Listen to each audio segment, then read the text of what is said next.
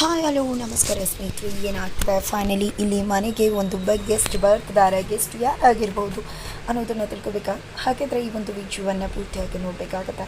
ಇಲ್ಲಿ ಶ್ರೇಷ್ಠ ತಾಂಡವ್ ಬರ್ತಾನೆ ಅಂತ ಅಂದ್ಕೊಂಡಿದ್ದಾಳೆ. ಬಿಕಾಸ್ ತಾಂಡವ್ಗೆ ತನ್ನ ಮಕ್ಕಳ ವಿಷಯ ಗೊತ್ತಾಗಿದೆ, ಸುಳ್ಳು ಹೇಳಿದ್ದಾರೆ ಅಂತ ಗೊತ್ತಾಗ್ತದಾಗೆ ಒಂದು ಮನೆಯಿಂದ ಹೊರಗಡೆ ಭಾಗ್ಯನ ಕಳಿಸ್ತಾನೆ. ಇಲ್ಲ ಅಂದರೆ ಅವನೇ ಮನೆಯಿಂದ ಆಚೆ ಬರ್ತಾನೆ. ಯಾಕಂದರೆ ಕುಸುಮ ಆಂಟಿ ಯಾವುದೇ ಕಾರಣಕ್ಕೂ ಭಾಗ್ಯನ ಮನೆಯಿಂದ ಹೊರಗಡೆ ಕಳಿಸೋದಿಲ್ಲ. ಅಂದಮೇಲೆ ನನ್ನ ಬೇಬಿ ಮನೆಗೆ ಬರ್ತಾನೆ ಅಂತ ಫುಲ್ ಖುಷಿಯಾಗಿ ವೆಯ್ಟ್ ಮಾಡ್ತಿದ್ದಾಳೆ. ಜೊತೆಗೆ ಇನ್ನು 10 ದಿನದಲ್ಲಿ ನಂದು ತಾಂಡವ್ದು ಮದುವೆ. 1 ವಾರ ರಜೆ ಹಾಕಿ ಆರಾಮಾಗಿ ಊರಿಗೆ ಹೋಗಿ ಮದುವೆ ಆಗಿ ವಾಪಸ್ ಬಂದು ಮನೆಗೆ ಹೋಗ್ತಾ ಇರೋದೆ. ಆಮೇಲೆ ನಂದು ತಾಂಡವ್ ಲೈಫ್, ಜೊತೆಗೆ ತಾಂಡವ್ಗೂ ಕೂಡ ಸರಿಯಾಗಿ ಪಾಠ ಕಲಿಸ್ತೀನಿ ಅಂತ ಅಂದ್ಕೊಂಡಿದ್ದಾಳೆ. ಆದರೆ ಇಲ್ಲಿ ಸುಂದ್ರಿಯವ್ರು ಮಾತ್ರ ತಾನು ಗ್ರೀಟು ನೋಡಿದ್ಯಾ, ನೀನು ಎಲ್ಲರನ್ನೂ ಆಚೆ ಹಾಕ್ತೆ, ಆದರೆ ನನ್ನಿಂದ ಆಚೆ ಹಾಕೋಕ್ಕಾಯ್ತಾ, ನನ್ನ ಟ್ಯಾಲೆಂಟ್ ನೋಡಿದ್ಯಾ ಅಂತ ಹೇಳಿ ಮತ್ತೆ ಟ್ಯಾಲೆಂಟ್ ಪ್ರದರ್ಶನ ಮಾಡೋಕ್ಕೆ ಹೊರಡ್ತಾ ಇದ್ದಾರೆ. ಈ ಕಡೆ ಶ್ರೇಷ್ಠ ಆಸೆ ಖಂಡಿತ ನಿರಾಸೆ ಆಗೋದಂತೂ ಶ್ರದ್ಧಿಸಿದ್ದ. ಬಿಕಾಸ್ ತಾಂಡವ್ ಮನೆಯಿಂದ ಹೊರಗಡೆ ಬರ್ತಾನೆ ಇಲ್ಲ. ಈ ಕಡೆ ತಾಂಡವ್ಗೆ ಯಾವಾಗ ಅಮ್ಮ ಮತ್ತು ಅಪ್ಪ ಇದು ನಮ್ಮ ಮನೆ, ನಾವು ಕಟ್ಸಿರೋದು, ಯಾಕಂದರೆ ಮನೆ ಕಟ್ಸಿರೋದು ನೀವಾಗಿರ್ಬೋದು, ಆದರೆ ಈ ಮನೇಲಿ ನಮ್ಮದು ಕೂಡ ಪಾಲಿದೆ ಅಲ್ವಾ, ಈ ಮನೆ ಕಟ್ಸಿದ್ಯಾ ಅಂದರೆ ಅದಕ್ಕೆ ಕೊಟ್ಟಿರೋ ಭೂಮಿ ನಮ್ಮದೇ ತಾನೆ, ಅದು ನಿಮ್ಮ ಅಪ್ಪನ ಹೆಸರಲ್ಲಿ ಇರೋದಲ್ವಾ ಅಂತ ಹೇಳ್ತಿದ್ದಾರೆ ಕುಸುಮವರು. ಧರ್ಮ ಅಂಕಲ್ ಕೂಡ ಹೌದು, ಇದು ನನ್ನ ಹೆಸರಲ್ಲಿರೋ ಸೈಟ್ ಅಂತ ಹೇಳ್ತಾರೆ. ಜೊತೆಗೆ ಏನಪ್ಪ ಈ ರೀತಿ ಮಾತಾಡ್ತಿದ್ರ, ನಿಮ್ಮ ಮಗನೇ ದೂರ ಮಾಡ್ಕೋತಿದ್ರ ನೀವು ಅಂದಾಗ, ಹೌದು ನಮ್ಮ ಮಗಂಗೆ ಅಹಂಕಾರ ಇದೆ, ಅವನ ಅಹಂಕಾರ ಕೆಳಗಡೆ ಇಳಿಯೋ ತನಕ ಯಾವುದೇ ಕಾರಣಕ್ಕೂ ನಾನು ನಿಮ್ಮ ಜೊತೆ ಬರೋದಿಲ್ಲ. ಏನಂದೆ, ನಿಂದೆ ಮಾತು ನಡಿಬೇಕು, ನಮಗೆ ಬೆಲೆ ಇಲ್ಲ, ಹೊಣ್ಕೊಂಡು ತಿನ್ಕೊಂಡು ಕೂತಿರ್ಬೇಕಾ ಅಂತ ಬದುಕು ನಮಗೆ ಬೇಕಾಗಿಲ್ಲ. ನಮ್ಮ ಉಸಿರು ಇರೋ ತನಕ ನಮ್ಮ ಸೊಸೆನ ಬಿಡೋದಿಲ್ಲ, ನಮ್ಮ ಸೊಸೆ ಜೊತೆನೇ ಇರ್ತೀವಿ ಅಂತ ಹೇಳ್ತಾರೆ.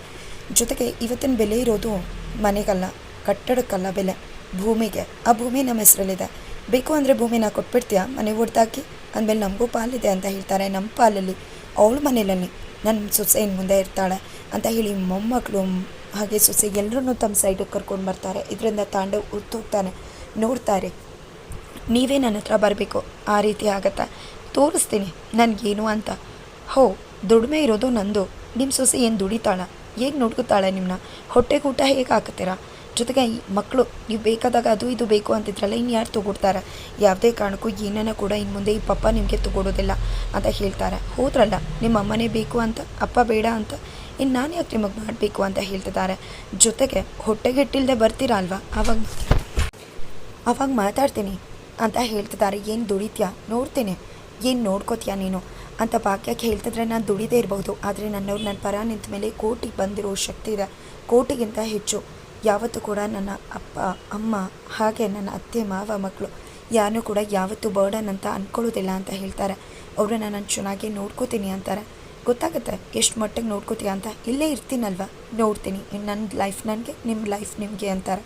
ಈ ಕಡೆ ಕುಸುಮವರು, ನಾವು ಭಿಕ್ಷೆ ಬೇಡಿ ಹೊಟ್ಟೆಗೆ ಇಟ್ಟಿಲ್ಲ ಅಂದರೂ ನಿನ್ನ ಹತ್ರ ಅಂತೂ ಭಿಕ್ಷೆ ಬೇಡೋದಿಲ್ಲಪ್ಪ ನಾವು ಅಂತ ಹೇಳ್ತಿದ್ದಾರೆ. ಜೊತೆಗೆ ಅಯ್ಯೋ ದಂಡಪಿಂಡಗಳಿದಾರಲ್ಲ ಇನ್ನೂ ಕೂಡ ಇಬ್ಬರು, ಅವ್ರನ್ನೂ ಕೂಡ ನೀವು ನೋಡ್ಕೋಬೇಕು ಅಂತ ಅತ್ತೆ ಮತ್ತು ಪೂಜಾಗೂ ಕೂಡ ಅವಮಾನ ಮಾಡ್ತಾರೆ.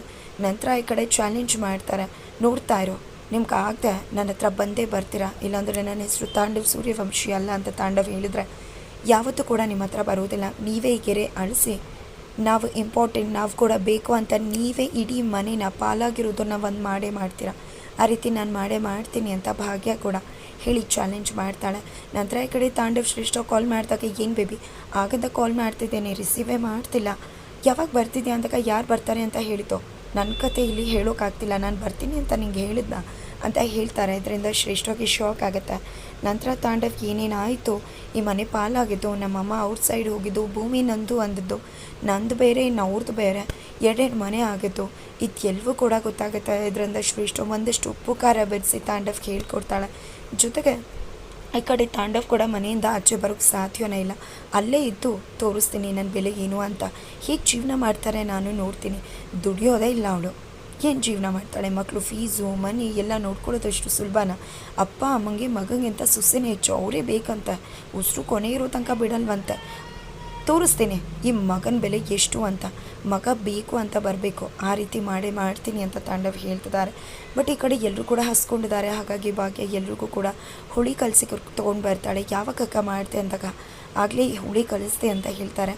ಅಯ್ಯೋ ಮಕ್ಕಳ, ಅತ್ತೆ ಮಾವ ನೀವು ಯಾರು ಕೂಡ ಊಟನೇ ಮಾಡಿಲ್ಲ, ಮೊದಲು ಊಟ ಮಾಡಿ ಅಂತ ಹೇಳ್ತಿದ್ರೆ, ಈ ಕಡೆ ಕೊಂಡಣ್ಣ ಹೇಗೂ ಹಸ್ಕೊಂಡಿದ್ದೆ, ನಿನ್ನಿಂದ ಹಸನೇ ತಡೆಯೋಕ್ಕಾಗೋದಿಲ್ಲ ಅಂತಿದ್ದಾರೆ. ಆನಂತರ ಎಲ್ರಿಗೂ ಕೂಡ ತುತ್ತು ಹಾಕ್ತಾರೆ, ಕೈ ತುತ್ತು ಕೊಡ್ತಾರೆ, ಎಲ್ಲರೂ ಖುಷಿಯಿಂದ ತಿಂತಾರೆ, ಕಷ್ಟ ಸುಖ ಎಲ್ಲವನ್ನೂ ಕೂಡ ಸಮಾನವಾಗಿ ನೋಡ್ಕೋಬೇಕು ಅಂತಾರೆ. ನಾಳೆ ಯುಗಾದಿ ಹಬ್ಬ ಇದೆ ಅಂದಾಗ ಮನೆ ಪಾಲಾಗಿದೆ, ಗಂಡ ಹೆಂಡತಿ ಬೇರೆ ಆಗಿದ್ದಾರೆ, ಒಂದು ಮನೆ ಎರಡು, ಇದರಲ್ಲಿ ಯಾವ ಖುಷಿ ಸಂಭ್ರಮಕ್ಕೆ ಯುಗಾದಿ ಹಬ್ಬ ಅಂತ ಸುನಂದವ್ರು ಹೇಳಿದ್ದಕ್ಕೆ ಯಾಕೆ ಮಾಡಬಾರ್ದು?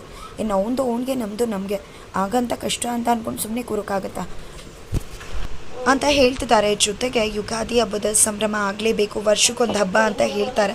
ನಂತರ ಇದೆಲ್ಲ ಕೂಡ ಆಗ್ತಿದ್ದಂಗೆ ಫೈನಲಿ ಗೆಸ್ಟ್ ಅತಿಥಿ ಬರ್ತಿದ್ದಾರೆ. ಯಾವ ಅತಿಥಿ ಬರ್ಬೋದು? ಗೊಂಬೆ ಚಿನ್ನು ಬರ್ತಾರಾ, ಸಿದ್ಧಾರ್ಥ್ ಬರ್ತಾರಾ, JK ಬರ್ತಾರಾ, ಅಶ್ವಿನಿ ನಕ್ಷತ್ರದ ಮಯೂರಿ ಬರ್ತಾರೆ, ಯಾರು ಬರ್ತಾರೆ? ಗೆಸ್ಟ್ ಬರೋದ್ರ ಜೊತೆಗೆ ಟ್ವಿಸ್ಟ್ ಕಾದಿದೆಯಾ? ಹಾಗಿದ್ರೆ ಏನಾಗುತ್ತೆ? ಪಾಲಾಗಿರೋ ಮನೆ ಒಂದಾಗ್ಬಿಡುತ್ತೆ, ಏನಾಗುತ್ತೆ ತಿಳ್ಕೋಬೇಕು ಅಂದರೆ ಈಗಲೇ ನಮ್ಮ ಈ ಚಾನಲ್ನ ಸಬ್ಸ್ಕ್ರೈಬ್ ಮಾಡಿ ಮುಂದಿನ ವಿಡಿಯೋಗೋಸ್ಕರ ವೇಟ್ ಮಾಡೋದನ್ನು ಮರಿಬೇಡಿ.